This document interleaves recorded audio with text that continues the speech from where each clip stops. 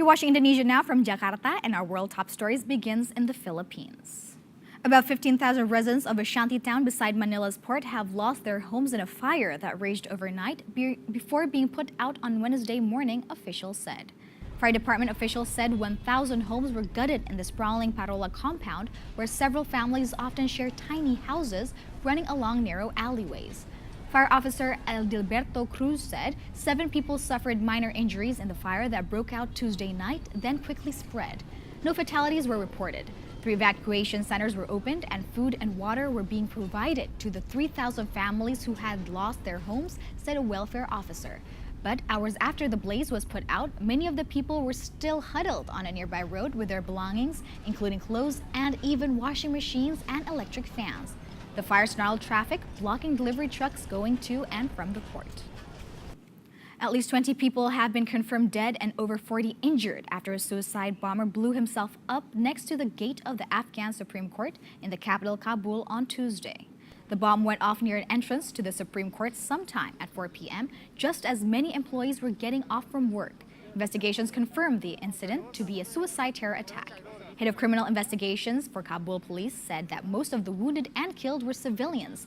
No one immediately claimed responsibility for the attack, but Taliban insurgents have attacked the top court and its employees in the past, as well as court buildings in the other province. Days of intense rain in northern Peru have left 25 dead and 39 hurt as floodwaters devastate towns without proper drainage systems and overwhelm cemeteries. President Pedro Pablo Kuczynski declared a state of emergency for 3 regions on the northern Pacific coast of the country, Tumbes, Piura, and Lambayeque. Out of the 3, the Lambayeque region, known as the Pre-Inca Archaeological Center, has been the hardest hit.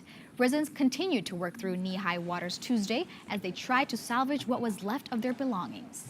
Officials said the army arrived on site to clear the water as they tried to prevent the spread of dengue.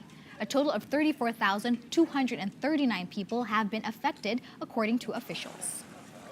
Jovenel Moise was sworn in Tuesday as Haiti's president for the next 5 years after a bruising 2-year election cycle, inheriting a chronically struggling economy and a deeply divided society. The 48-year-old entrepreneur took the oath of office in a parliament chamber packed with Haitian lawmakers and foreign dignitaries from countries including the U.S., Venezuela, and France.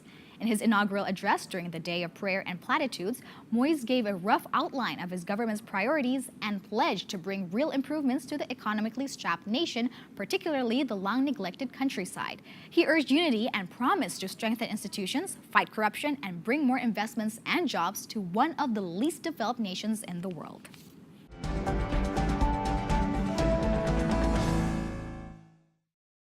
This morning on Indonesia Now, we meet with Iman Usman, CEO and co-founder of ruangguru.com, a startup company that focuses on education.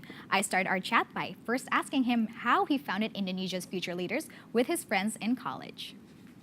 So basically, the idea of this organization is to provide a space for young people to do social good. So we deliver a lot of training, a lot of capacity buildings, and provide young people with the skills and resources that they need to actually create their own project and do something that is good for the community.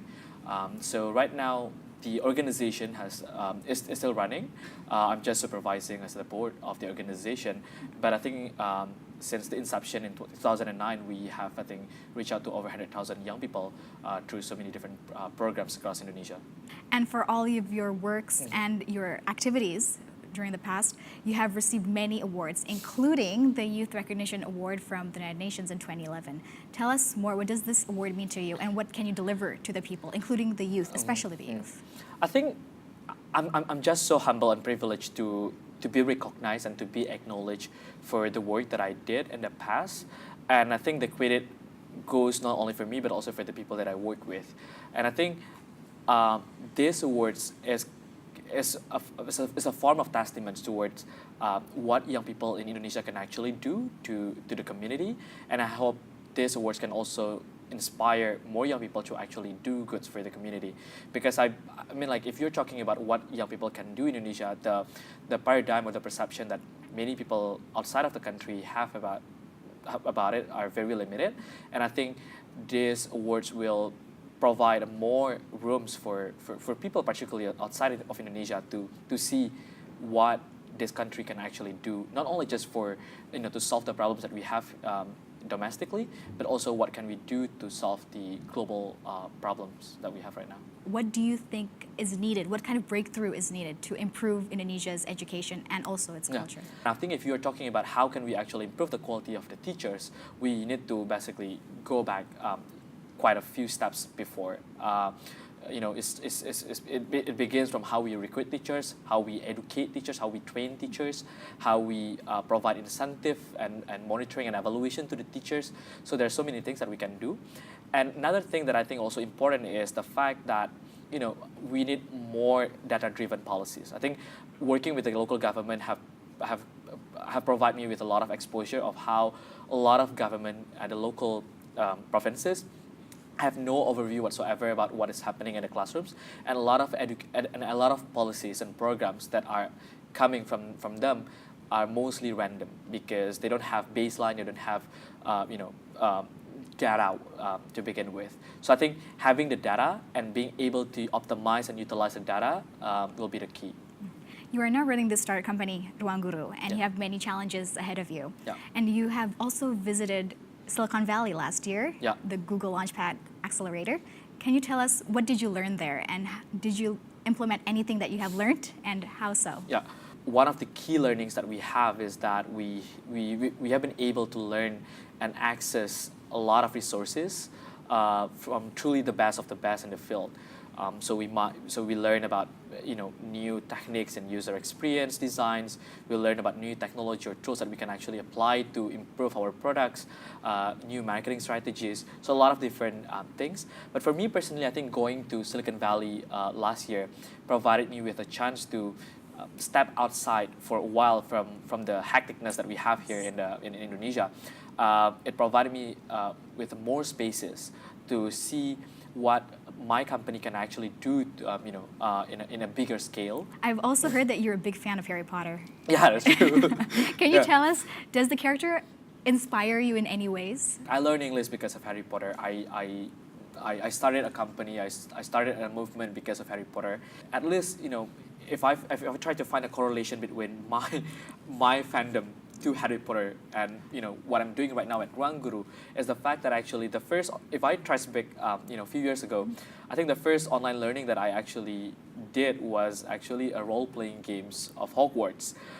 So I basically studied a lot of subjects that were being taught in Hogwarts online. And then I went from becoming a student to actually teaching astronomy. So I think I learned about how actually a subject can be delivered online.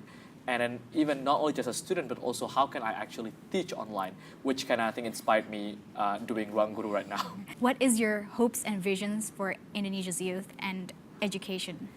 I think one of the goals that I have in mind that I think that I've always been fighting is how can I contribute more to provide affordable and quality access to education. I think we still have a long way, to go to get to that point.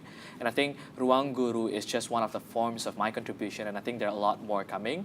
And I don't know what, but I think that's something that I'm looking for. And I hope not only me who is doing it, because I think we should treat education as a movement and involve more people to actually solve the big problem that we have here. 21-year-old Muhammad Iman Usman has received his Bachelor of Arts degree in International Relations from the University of Indonesia, where he was awarded the National Best Student Award in 2013. Presently, he is a Master of Arts candidate in International Education Development at the Teachers College of Columbia University in the city of New York. More of Indonesia Now shortly. We introduce you to a community in East Java that provides a mobile library to students and citizens in their area. And we visit a geological museum in Bandung.